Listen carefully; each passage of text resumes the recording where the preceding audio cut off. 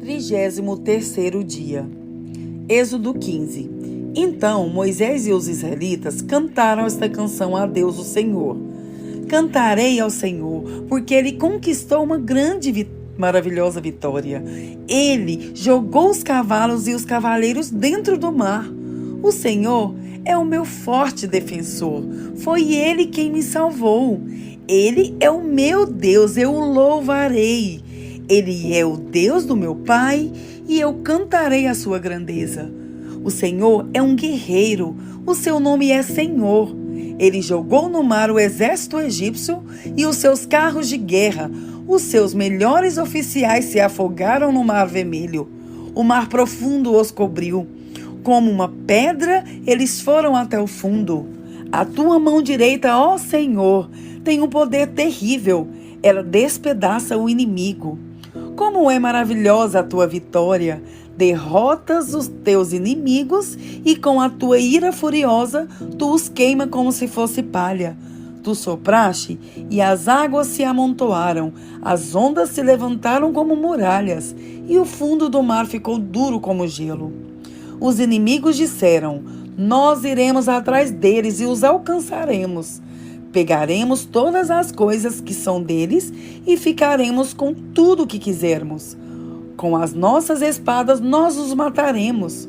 Porém tu, ó Senhor, sopraste e os egípcios se afogaram, afundaram como chumbo no mar bravo. Não há outro Deus como tu, ó Senhor. Quem é santo e majestoso como tu? Quem pode fazer os milagres e as maravilhas que fazes?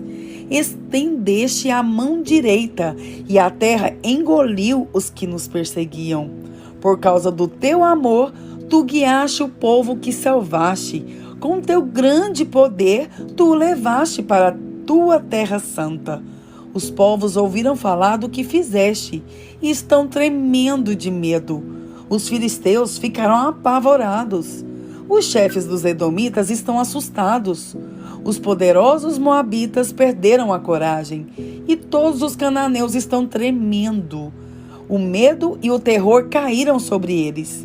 Eles viram o teu grande poder e ficaram parados como se fossem pedras até que tivessem passado o teu povo, o povo que livraste da escravidão. Tu levarás o teu povo para viver no teu monte, o lugar, ó Senhor, que escolheste para morar, o templo que tu mesmo construíste. O Senhor Deus será rei para todo sempre. Os israelitas atravessaram o mar em terra seca. Porém, quando os carros de guerra dos egípcios, com seus cavalos e cavaleiros, entraram no mar, o Senhor Deus fez com que as águas voltassem e os cobrissem. A profetisa Miriam, que era irmã de Arão, pegou um pandeiro e todas as mulheres a acompanharam, tocando o pandeiro e dançando. E Miriam cantou para elas assim: cantem ao Senhor, porque Ele conquistou uma vitória gloriosa. Ele jogou os cavalos e os cavaleiros dentro do mar. Aí Moisés levou o povo de Israel do Mar Vermelho para o deserto de Sur. Eles caminharam 3 dias no deserto e não acharam água. Então chegaram a um lugar chamado Mara. Porém, não puderam beber a água dali, porque era amarga. Por isso, aquele lugar era chamado de Mara. O povo reclamou com Moisés e perguntou: o que vamos beber? Então Moisés, em voz alta, pediu socorro a Deus, o Senhor. E o Senhor lhe mostrou um pedaço de madeira. Moisés jogou a madeira na água e a água ficou boa de beber. Foi nesse lugar que o Senhor Deus deu leis aos israelitas e os pôs à prova. Ele disse: se vocês prestarem atenção no que eu digo, se fizerem o que é certo e se guardarem os meus mandamentos, eu não os castigarei com nenhuma das doenças que mandei contra os egípcios. Eu sou o Senhor que cura vocês. Depois, os israelitas chegaram a Elim, onde havia 12 fontes de água e 70 palmeiras, e acamparam ali, perto da água.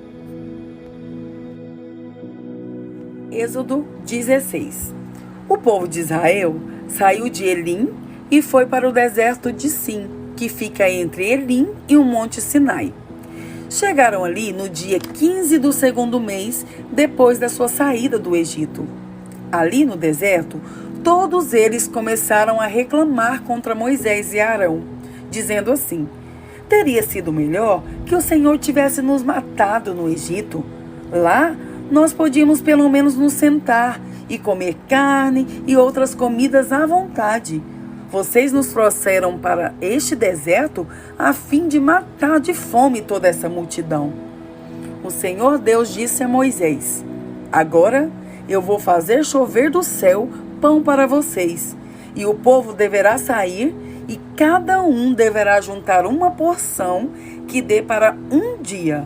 Assim eu os porei à prova, para saber se eles vão obedecer às minhas ordens. No sexto dia, deverão juntar e preparar o dobro do que costumam juntar nos outros dias. Então Moisés e Arão disseram ao povo: hoje à tarde vocês ficarão sabendo que foi o Senhor Deus quem os tirou do Egito. Amanhã de manhã vocês verão a glória do Senhor, pois o Senhor ouviu as reclamações de vocês contra ele. Foi contra ele e não contra nós que vocês reclamaram, pois afinal de contas, quem somos nós? E Moisés continuou: é Deus, o Senhor, quem vai lhes dar carne para comer de tarde e pão à vontade de manhã, pois o Senhor ouviu vocês reclamando contra ele. As suas reclamações são contra ele e não contra nós, pois afinal de contas, quem somos nós? Aí Moisés disse a Arão: diga a todo o povo que venha e fique diante de Deus o Senhor, pois ele ouviu as reclamações deles. Enquanto Arão estava falando a todo o povo, eles olharam para o deserto e, de repente, a glória do Senhor apareceu numa nuvem.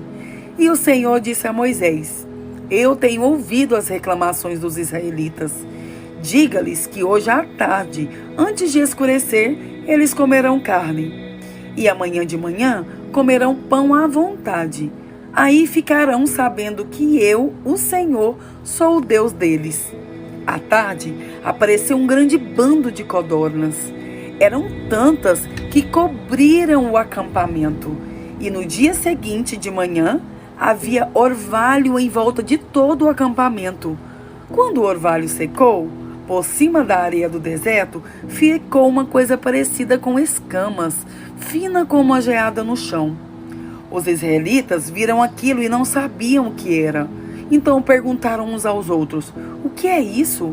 Moisés lhes disse: isso é o alimento que o Senhor está mandando para vocês comerem. Esta é a ordem que ele deu: cada um de vocês deverá juntar o que for necessário para comer, de acordo com o número de pessoas que houver na família, 2 litros por pessoa. E assim fizeram os israelitas. Uns pegaram mais e outros menos. Quando mediram, aconteceu que os que havia pegado muito não tinham demais, e não faltava nada para que os que haviam pegado pouco. Cada um havia pegado exatamente o necessário para comer. Então Moisés lhes disse: ninguém deverá guardar nada para o dia seguinte. Mas alguns não obedeceram à ordem de Moisés e guardaram uma parte daquele alimento. E no dia seguinte, o que tinha sido guardado estava cheio de bichos e cheirava mal. Aí Moisés ficou muito irritado com eles. Todas as manhãs, cada um pegava o necessário para comer naquele dia, pois o calor do sol derretia o que ficava no chão. No sexto dia, pegaram o dobro, isto é, 4 litros para cada pessoa. Os líderes do povo foram e contaram a Moisés o que estava acontecendo.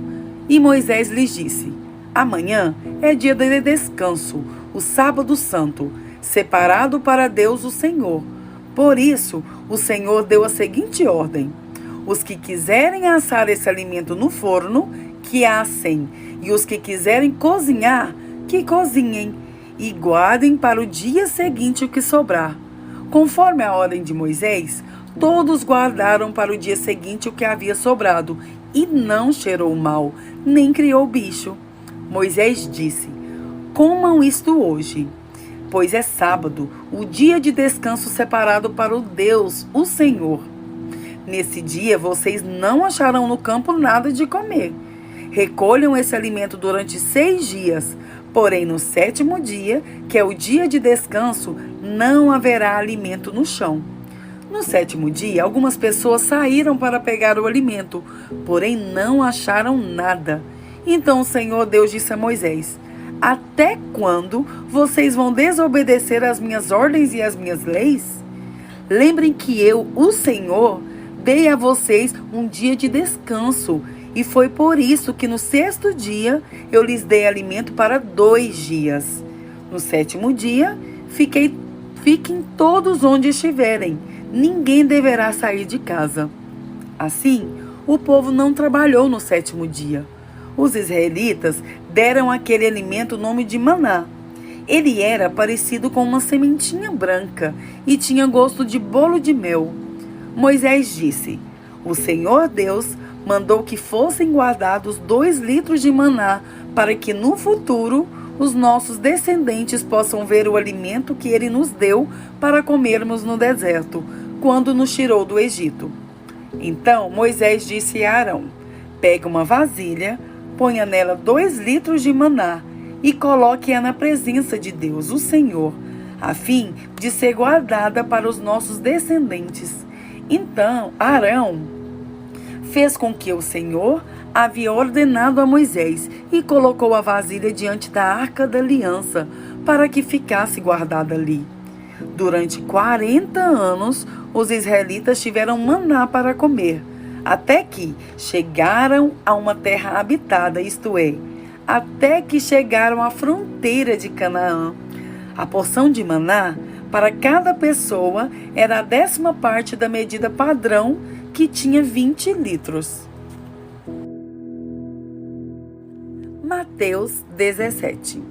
6 dias depois, Jesus foi para um monte alto, levando consigo somente Pedro e os irmãos Tiago e João. Ali, eles viram a aparência de Jesus mudar. O seu rosto ficou brilhante como o sol, e as suas roupas ficaram brancas como a luz. E os 3 discípulos viram Moisés e Elias conversando com Jesus. Então Pedro disse a Jesus: como é bom estarmos aqui, Senhor. Se o Senhor quiser, eu armarei 3 barracas neste lugar, uma para o Senhor, outra para Moisés e outra para Elias. Enquanto Pedro estava falando, uma nuvem brilhante os cobriu, e dela veio uma voz que disse: este é o meu filho querido, que me dá muita alegria. Escutem o que ele diz. Quando os discípulos ouviram a voz, ficaram com tanto medo que se ajoelharam e encostaram o rosto no chão. Jesus veio, tocou neles e disse: levantem-se, não tenham medo. Então eles olharam em volta e não viram ninguém, a não ser Jesus. Quando estavam descendo do monte, ele lhes deu uma ordem: não contem para ninguém o que viram, até que o Filho do Homem seja ressuscitado. Então os discípulos perguntaram: por que os mestres da lei dizem que Elias deve vir primeiro? Ele respondeu: é verdade que Elias vem para preparar tudo. Porém, eu afirmo a vocês que Elias já veio e não o reconheceram, mas o maltrataram como quiseram. Assim também maltratarão o Filho do Homem. Então os discípulos entenderam que Jesus estava falando a respeito de João Batista. Quando eles chegaram perto da multidão, um homem foi perto de Jesus, ajoelhou-se diante dele e disse: Senhor, tenha pena do meu filho. Ele é epilético e tem ataques tão fortes que muitas vezes cai no fogo ou na água. Eu o trouxe para que os discípulos, a fim de que eles o curassem, mas eles não conseguiram. Jesus respondeu: gente mais sem fé, até quando ficarei com vocês? Até quando terei de aguentá-los? Tragam o menino aqui.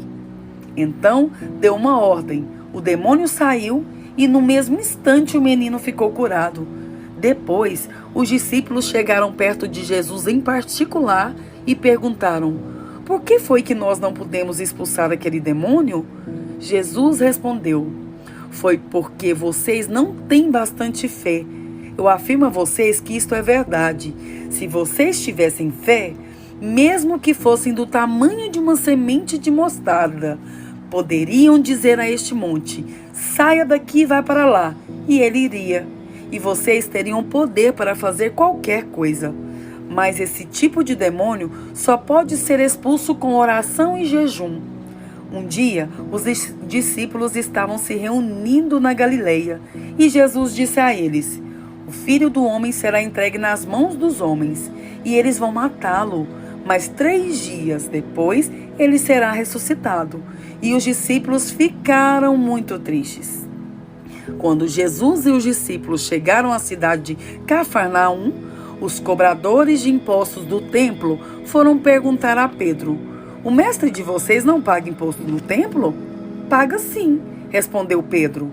Depois Pedro entrou em casa, mas antes de falar alguma coisa, Jesus disse: Simão, o que é que você acha? Quem paga impostos e taxas aos reis deste mundo? São os cidadãos do país ou são os estrangeiros? São os estrangeiros, respondeu Pedro. Certo, disse Jesus. Isso quer dizer que os cidadãos não precisam pagar.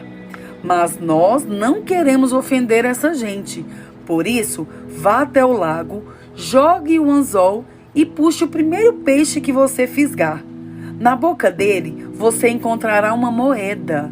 Então vá e pague com ela o meu imposto e o seu.